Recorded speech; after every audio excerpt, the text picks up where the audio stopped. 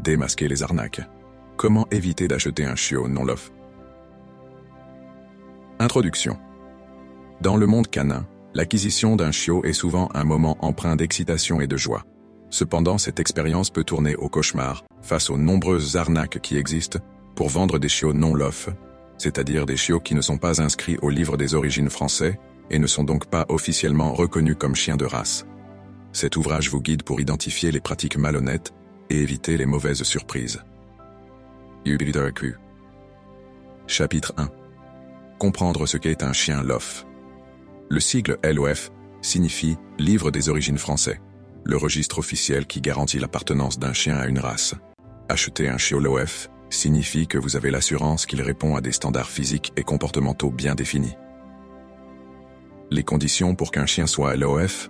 Pour qu'un chien soit inscrit au LOF, plusieurs conditions doivent être respectées. 1. Ascendance reconnue. Les parents du chiot doivent être eux-mêmes inscrits au LOF. 2.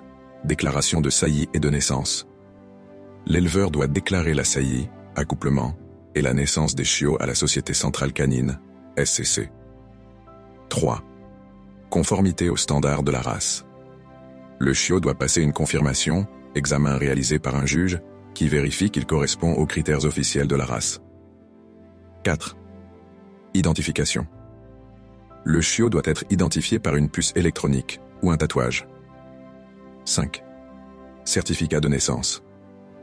Ce document temporaire est remis par la SCC et atteste de l'inscription provisoire du chiot au LOF, en attendant la confirmation. Différence entre LOF provisoire et LOF définitif.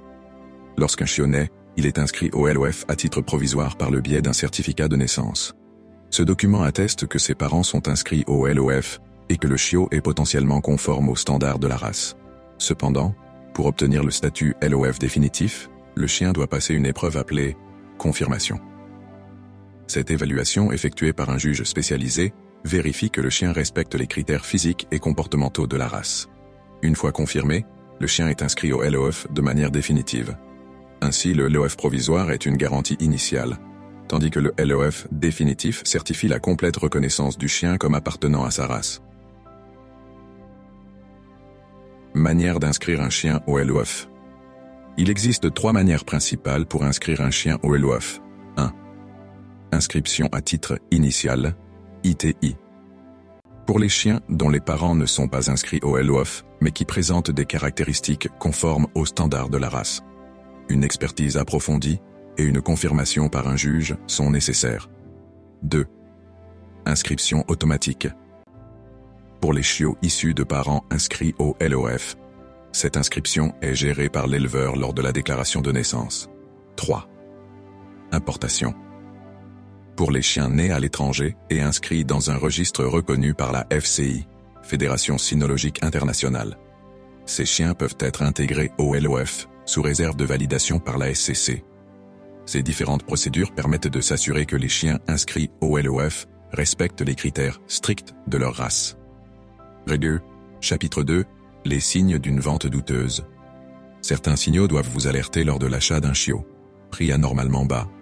Un chiot de race a un coût qui reflète les soins et l'élevage responsable. Un prix trop attractif peut cacher un chien non LOF. Absence de documents officiels. Le vendeur ne propose ni certificat de naissance ni document attestant l'inscription au LOF. Pas de visite des lieux d'élevage. Les éleveurs professionnels et responsables ouvrent leurs portes. Chapitre 3. Les techniques courantes des arnaqueurs. Voici quelques stratégies utilisées par les fraudeurs. 1. Faux papiers. Présenter des documents falsifiés. 2. Mélange de races. Vendre des croisés sous prétexte qu'ils sont à 100% pure race. 3. Vente en ligne frauduleuse. Publication d'annonces attractives, sans aucun suivi réel. Chapitre 4.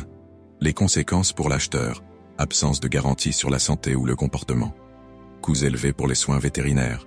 Risque de vol ou exploitation. De l'erreur. Chapitre 5. Comment se protéger? Vérifier les attestations officielles. Demander une copie des certificats LOF avant l'achat. Visiter l'élevage. Assurez-vous que les chiots vivent dans de bonnes conditions. Posez des questions claires. Un bon éleveur répondra en toute transparence. Faites appel à un expert. Un vétérinaire peut vous conseiller avant de finaliser l'achat. Dagil. Chapitre 6. Témoignages de victimes. Témoignages réels d'acheteurs ayant été piégés. Ces expériences permettent d'illustrer les précautions à prendre. Dabuda. Chapitre 7. Le rôle des éleveurs responsables. Un éleveur digne de confiance se distingue par une passion sincère pour la race, un accompagnement post-vente, un suivi rigoureux des lignées. David, conclusion. En étant informé et vigilant, vous protégez non seulement votre investissement, mais aussi le bien-être animal. Privilégiez toujours les éleveurs responsables et évitez les circuits douteux. Pour tout complément, consultez nos guides ou contactez des associations de défense des animaux.